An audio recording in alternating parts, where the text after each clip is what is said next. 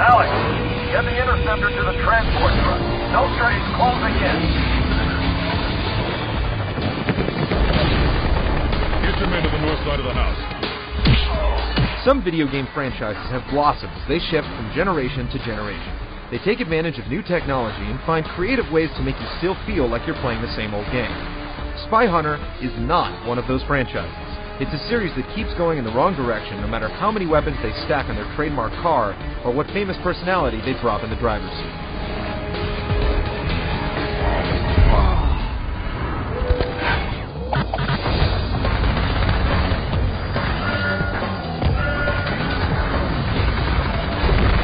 Nowhere to Run is supposedly based on the motion picture of the same name, that is currently nowhere to be found.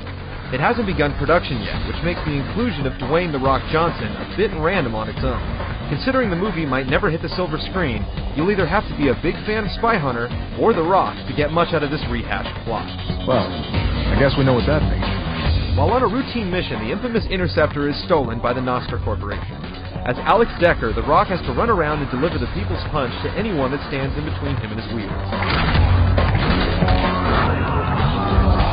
While the WWE Champ brings in a lot of charisma, and his combat sections give the game some interesting variety, there's no reason to change the ballistic Spyhunter action that's done just fine for years tucked inside a seatbelt.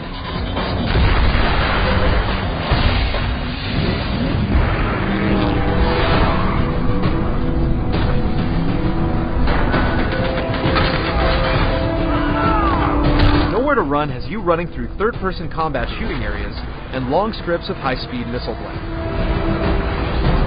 Both of these modes have their problems, the biggest being the fact that there are two of them to begin with. Splitting up the development perspective has caused the new on-foot fighting to feel uninspired, and the old-school racing to lack substance. As usual, the Interceptor takes three main forms: a car, a boat, and a motorcycle. You're never given the chance to choose which one is most effective, as it automatically switches back and forth when the level calls for it. The Interceptor carries the same missiles, machine guns, tire spikes, and oil slicks it's featured before or stolen from other action games. You can now select multiple targets at once in a salvo mode, but it's only available during a few key moments. The driving mechanics feel pretty sloppy. For the action arcade attitude Spyhunter exudes, you'd think the age-old car of the future would handle it a little easier. What's worse is that just when you start to get cozy with the controls, or absorbed in the fast-paced, tire-squealing sequences, you're taken out of the car and forced to run the excitement off for a while. Alex Decker has a surprising amount of abilities and weapons to choose from, which is amusing for two reasons. One, it gives you an assortment of guns and attacks to experiment with in a game about a car, and two, only a few of them are necessary given the disabled AI of your enemies.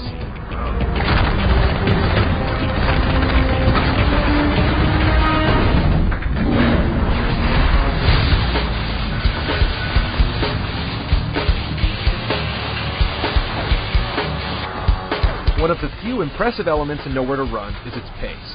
The racing sequences rarely stop to let you catch your breath, and the combat sections, for better and worse, keep things continually moving. It's also hard to fault the game for offering numerous attack functions, including mechs and mounted guns. Spyhunter's the one franchise that wasn't asking for it, though, depending on who you ask, so most of these feel added on just to be there.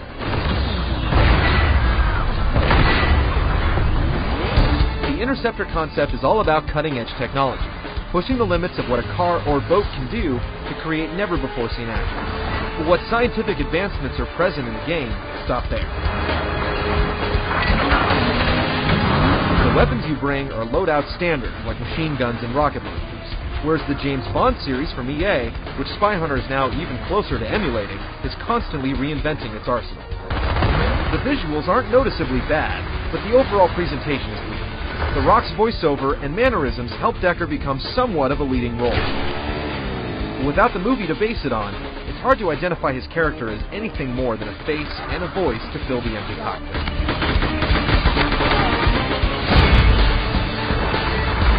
Instead of rebuilding Spyhunter's Interceptor from the ground up to make an action racer that could potentially smoke Burnout, or adding third-person shooting and grappling control to make you feel like Sam Fisher and Triple H at the same time, Nowhere to Run ends up being a mediocre mix of both.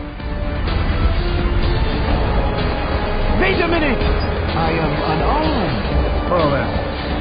like I'll just be kicking your ass in a more hands-on style.